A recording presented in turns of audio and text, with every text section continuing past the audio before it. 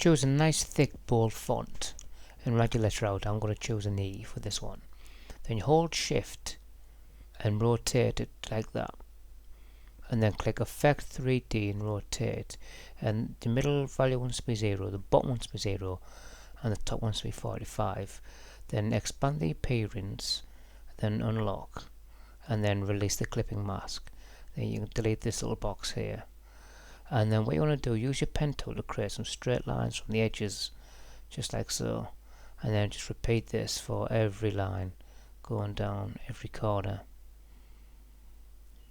And then once you've done that, highlight everything and use your shape builder tool to click on every separate shape like that.